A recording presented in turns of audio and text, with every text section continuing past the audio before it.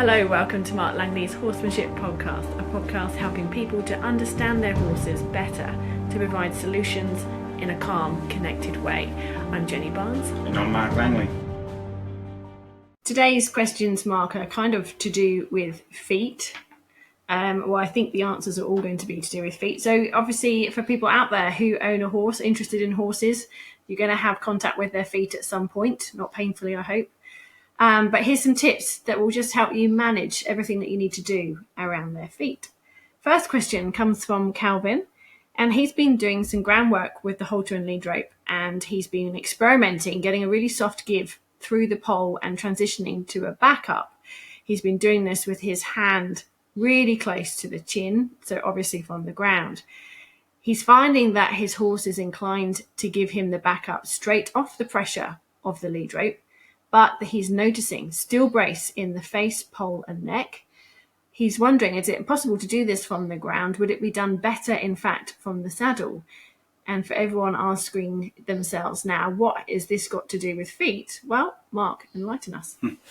Yeah, it's a funny one when we talk about, getting the horse to back up and soften and what's it got to do with feet, especially in the context of picking a horse's feet up, which I know one of the questions that's coming through is about picking a horse's feet up.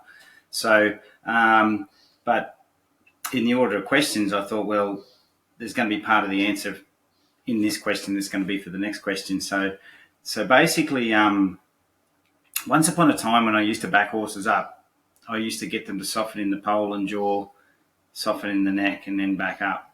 Now I do it a little differently because of certain reasons, but basically I try and get the idea of movement and thought change into the horse. So some horses can think backwards and still be a little bracey in their jaw and move their feet backwards or forwards with a bit of a brace. Some horses can truly soften and give everything and back up.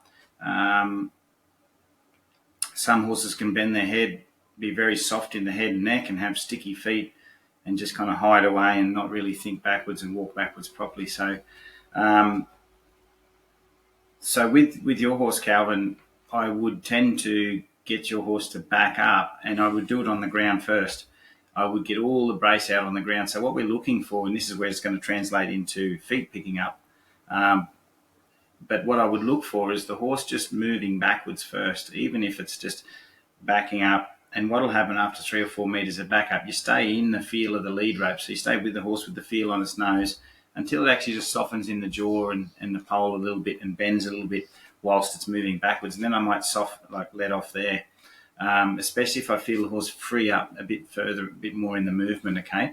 So get the feet moving and then reward or stop a little bit once the horse is loosened up in from the wither forward, okay? And then what happens is the horse realises it has to move as well, And this is better for horses that have an innate brace in their feet, where they drag their feet, they're still braced in the base of the neck, things like that. Because some horses can bend their head really well, do lots of flexion and be real flexy, but then they just push off on their front feet and they've got a heap of brace in the base of their neck and things like that. And this links up to the feet picking up. You don't want to pick up a horse's feet that's kind of frozen, braced in the base of the neck, standing with its feet rigid to the ground. Because those horses, they can still kind of move their head everywhere and look like they're kind of soft, but their feet are anchored to the ground through the brace that they carry in their body. So that's why I would tend to get movement through the body first. But I'm looking at a level of detail that you could actually just get them to loosen their muscles up and just take the weight off nearly every foot just in the halter. And Calvin, that's what I want you to think about as well. So when you do your groundwork to really get those horses to get a nice release in the jaw and the pole and be loose in all their muscles and have nice soft thoughts, as they have to let go of any tension, resistance and brace in their body, that brace that's fighting against the pressure. So you've got to find that brace and sort it out, every bit of it. It can't just be, some people are happy to ride and they squeeze the reins and the horse loosens in the reins and they go, oh, look, I felt the horse go loose. Well, all I saw was the horse go loose in the hand, but the horse's top line and everything was still stiff and it was hollow and it was heavy in its feet. And the eyes were still hard and the horse hadn't had an emotional change or a thought change. Then I'm like, well, nothing really changed except you felt softness in your hands. So Something else you can look at on the ground, which I do a fair bit of, is I lift for the backup. So I might just lift the horse up and keep lifting, and as it keeps bracing, it's going to brace. And this is a pretty tough lesson, but if you can get through it, you'll notice a big change. And the idea is we're trying to lift until the horse goes, I need to wriggle and move, and they'll move a little bit in their feet. They might move sideways a little bit, and then you loosen until, as you lift up on that knot underneath their chin, they sort of lift and they start to loosen, preparing to move. So you'll get to a stage that as you lift, you'll see the horse lift in the wither, loosen in its chest, loosen in the base of the neck, and just look like it's ready to move. And that's when you go lift and then back up. So the horse loosens its body, then backs up. And the more you do this, you'll start to get to a stage that the horse will lift in the wither and loosen in the jaw and the pole at the same time. And it'll just get loose all through its body and be ready to be guided in the direction you ask. And that could be backwards, sideways, move the hindquarter over, move the forequarter more over, things like that. But once they loosen and give and they're ready to move, they'll move really softly. And then that makes the feet available, because what you've done is you've loosened it. And you see their muscles go like jelly underneath their neck. You can shake it and it goes all soft because they've let go of all that brace under there.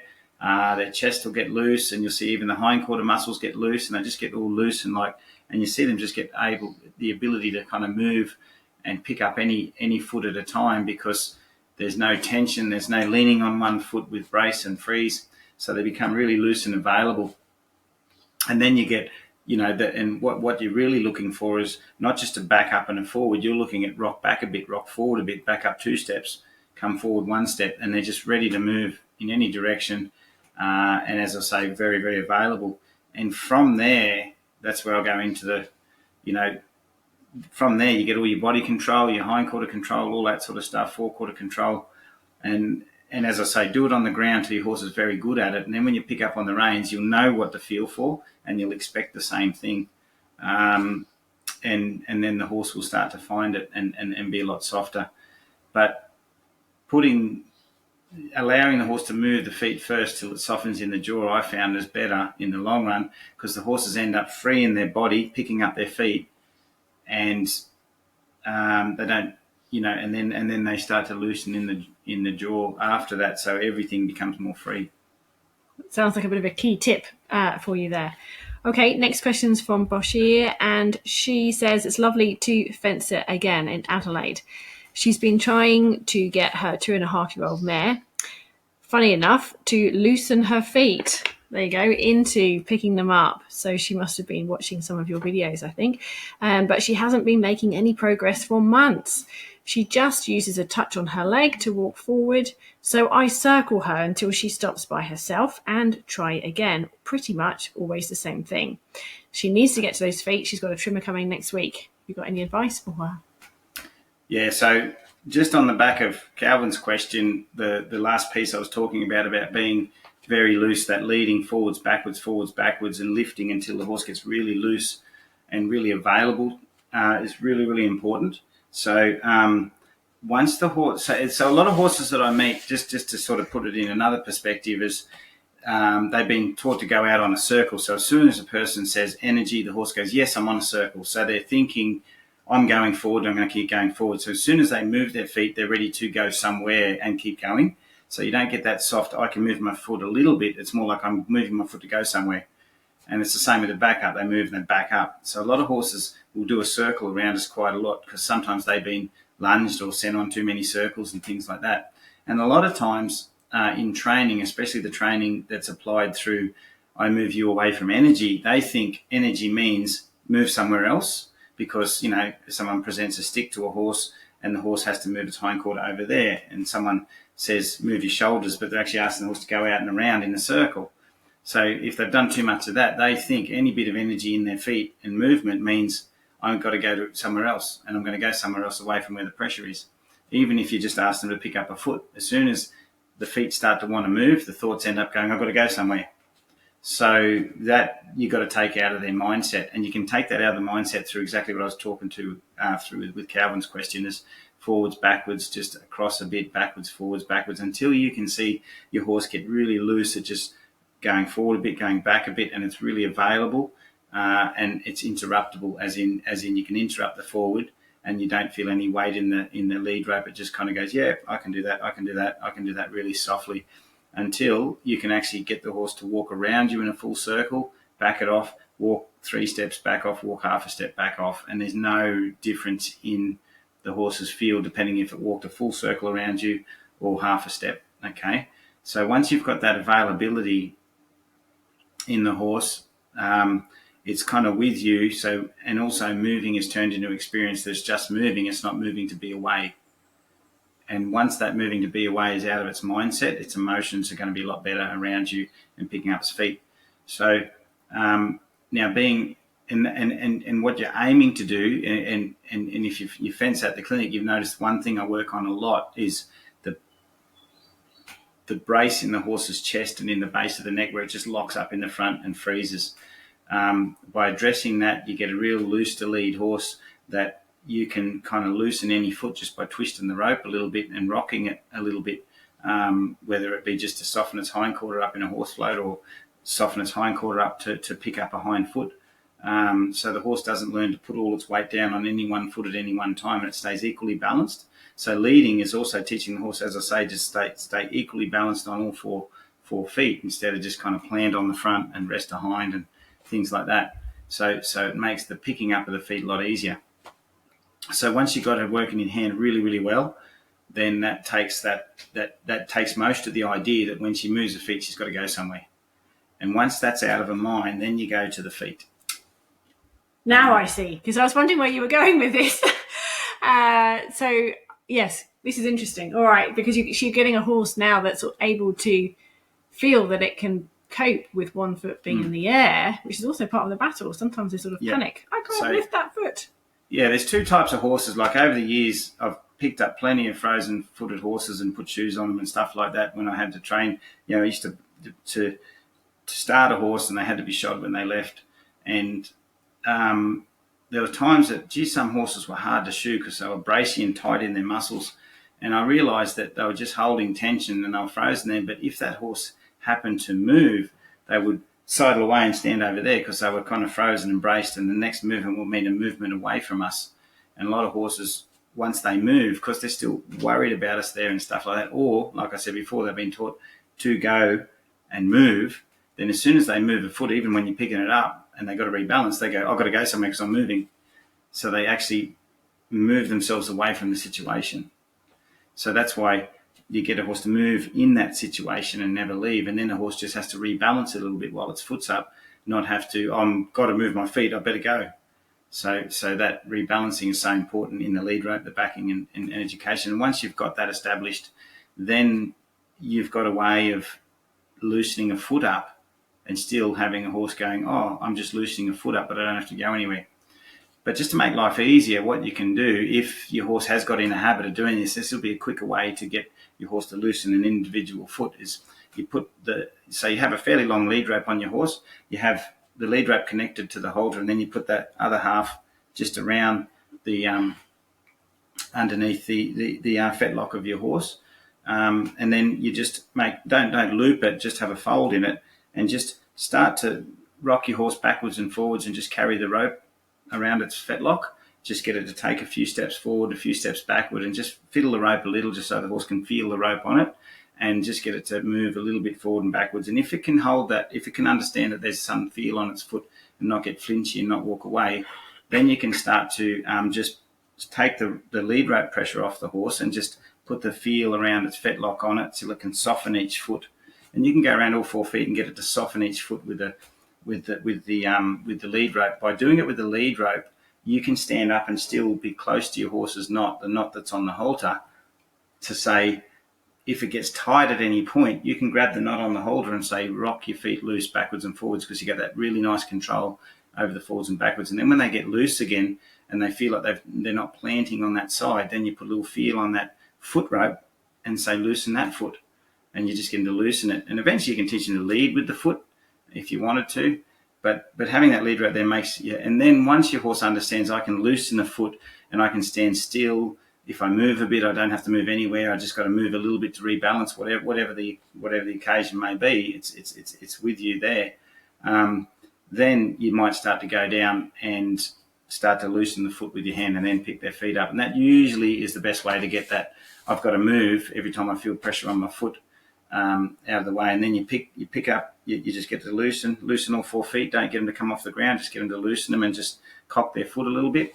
And then once they can cock all 4 feet, then you can go around and say, pick up for a second, put back down, go around, pick up every foot for a second, put back down, and then pick up for a little bit longer. And then if the horse is showing it's getting a bit of tension in there, maybe go back to soft leading backwards and forwards a bit, let it stand on a loose rein, because all that leading is doing is when the rope is neutral, the horse knows what neutral means, because when you've picked up that knot to move it, it meant move.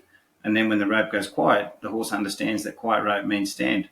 So they actually, by doing all that leading also, it improves the horse's ability to ground tie with the halter with the halter lead rope just weighted down. Amazing. All right, good luck with that one. I hope you can get those feet trimmed. Kelly has said, firstly, thank you so much for your time in WA. I had a blast at the clinics and I feel both me and my horses learned so much. The question that she's got is in the backup in the long reins. Her Bromby drags his back feet along the ground when she asks for a backup. How can she get him to pick up his back feet properly? She asked you at the clinic, but she's forgotten what you said. I like you admitting that. Kelly spent a bit of time at a few clinics with 2 different horses, so there's a lot to remember, but a lot to remember also means a lot to forget. So basically in the long reins, I remember what he was doing and what really fixed him to get life in the backup. So if you get him thinking backwards and life in the backup, there's more chance that he's going to have all 4 feet where they should be and backing up in a nice energetic way. So the thing in the long reins that we did was when he started to go like sticky and have a forward thought, so we come up, we are soft, and he kind of gets boggy and he's just dragging his feet. Then we sit into the rope because he's only got the padded halter on, so it's not going to hurt him. You sit in and you give him one kind of big draw, pull on it until he kind of feels like he bounces back a bit, and then you just come in with the feel again. If he sits down into it a bit, you sit down and say bounce, and he bounces back. So it's kind of like more of an energetic backup until you can come in with the feel and he goes, oh, here comes the feel, I'm going to back up myself. And he just feels the touch of that lead coming through, and then he goes, oh, I'm going to back up. And then when he starts to back up and there's not a lot of weight leaning on you, then you don't get the drag of lean, which comes out when horses lean a little bit. And then he'll be thinking backwards and walking backwards for himself. But basically, as you're loosening, if you're feeling your horses, and this goes for everybody backing a horse, if you loosen, and interesting story, we're going for hours, but a lot of horses have been taught release means reward. So as soon as someone shows an inkling that they're going to release on the reins, the horse stops. So usually those horses that release means reward, they start stopping as soon as they feel a change in rein. So they actually are dragging their feet more than the horse that actually release means stop like this. So what you're also doing as you stop him, you have to stop very slowly so he knows that releasing means we're continuing back up until the feel is completely neutral. So you back them down as well. So when you get them really soft, you're backing them up.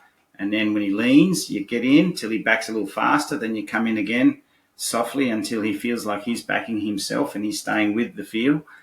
And that'll give him more life. So every now and again, you'll kind of put that more speed in the backup and then back off again till he's prepared to sort of pick up, and that'll get that strong thought and strong life.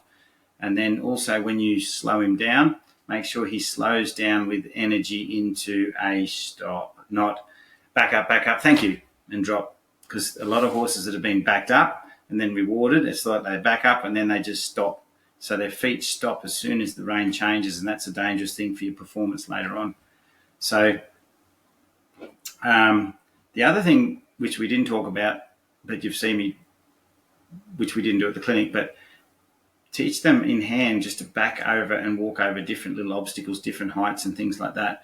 Some horses back up with good life and they have a good 2-beat back up, but they still drag their feet a little bit.